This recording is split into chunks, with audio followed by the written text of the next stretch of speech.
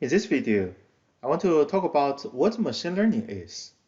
Even though it is a very popular concept in the job market and academic research, many people still have a question about what machine learning is. So let's talk about it. Also, I want to give you an example to show you the key feature of machine learning and the difference between machine learning and other similar subjects, such as algebra. There are many definitions about machine learning out there. In this video, I will adopt the definition from Dr. Ian Goodfellow, who is an expert in machine learning and artificial intelligence. According to Goodfellow, machine learning is a form of applied statistics with increased emphasis on the use of computers to statistically estimate complicated functions, and a decreased emphasis on proving confidence intervals around these functions. This definition looks complex. It's better for me to use an example to break down this definition and show you the key feature of machine learning. I want to use linear regression analysis as an example. We have been very familiar to linear regression.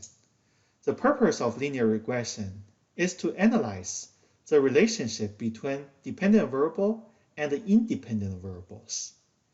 As you can see on this slide, I use letters x1, x2 to xn to represent the independent variables, b0, b1, b2 to bn to represent the coefficients.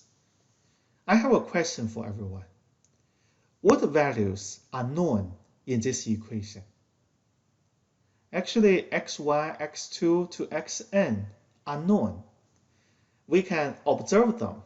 For example, if you want to use a customer's yearly incomes and gym visits to forecast how long the customer will use a mobile app, a fitness mobile app, what you can do is you do a survey among several users and ask each user how much you make every year, how many times you visit gym every week.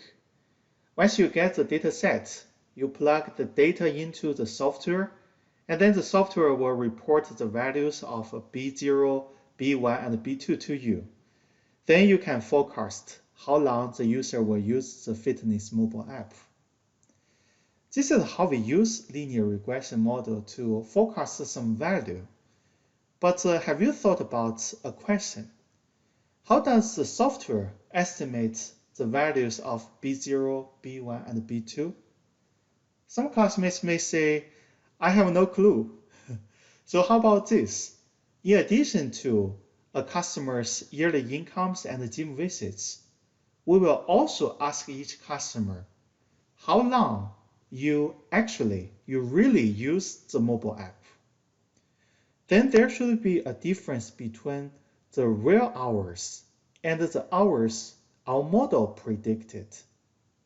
We call this difference a residual. I will use a Greek letter epsilon to represent this difference, to represent residual.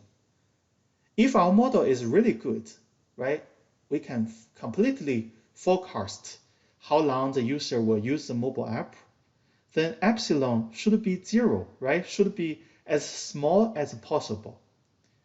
This provides a clue for us to find an approach to estimate B0, B1, and B2. The first approach is actually an algebraic approach.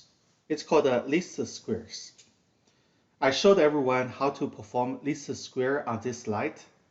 I will not repeat the steps in this video. You can download this point down below and then take a look at it.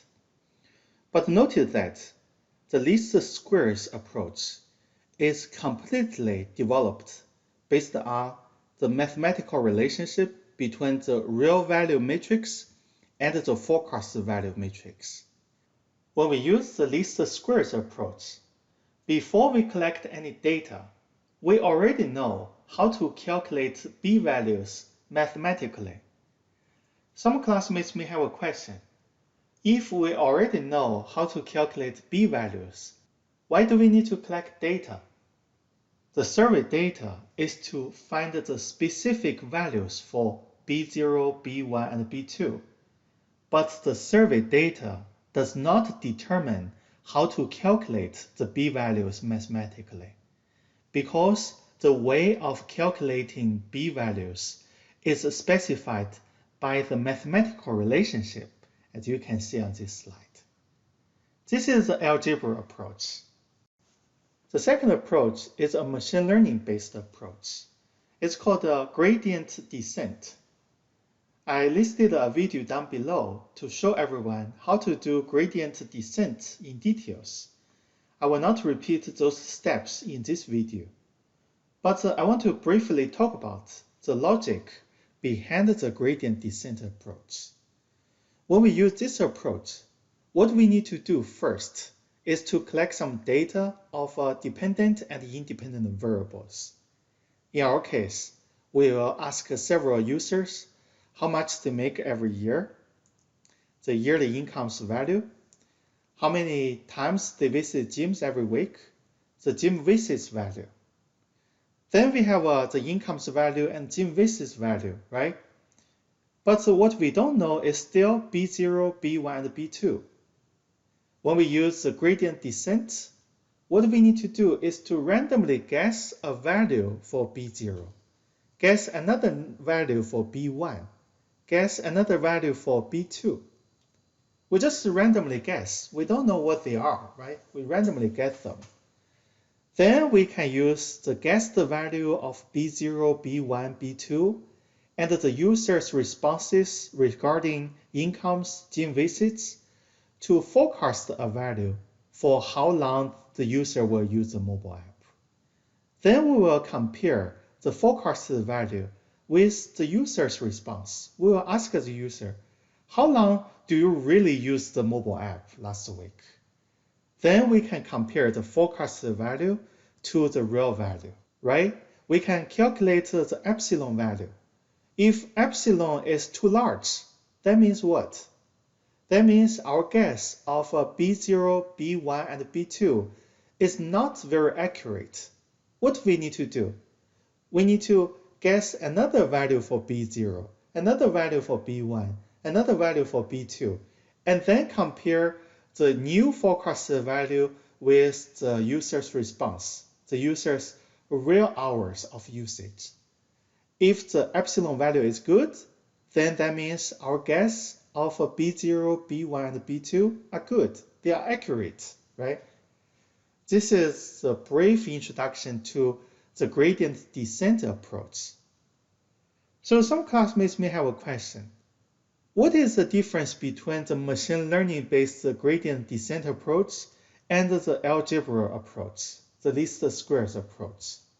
The difference is the gradient descent approach is an algorithm tailored specifically to the real-world data we collected.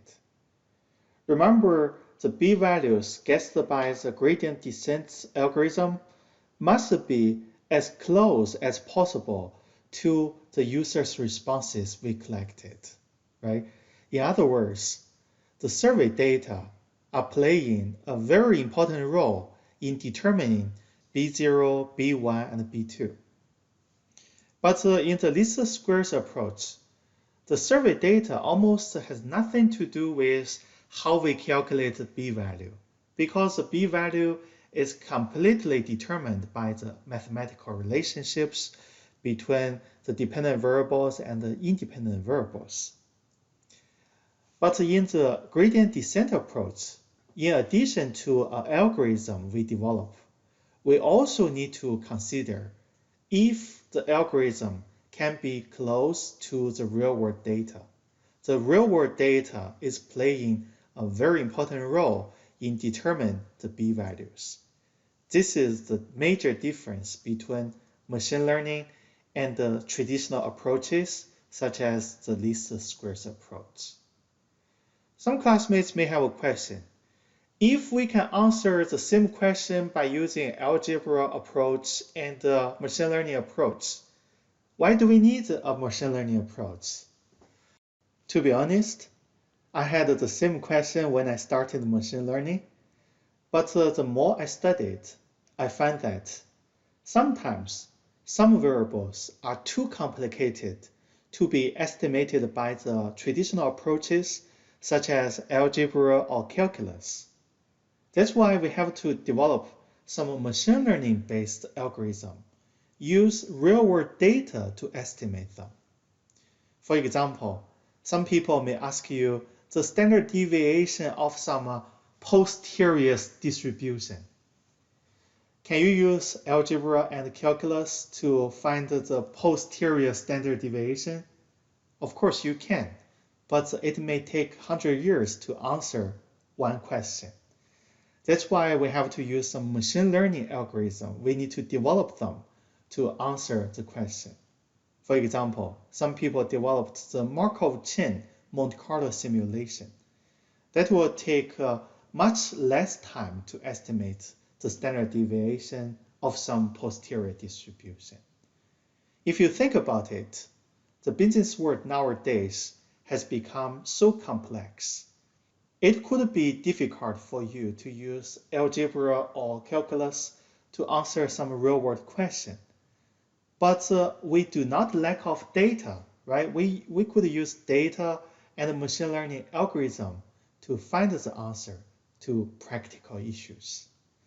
This is a major motivation for us to develop machine learning algorithms.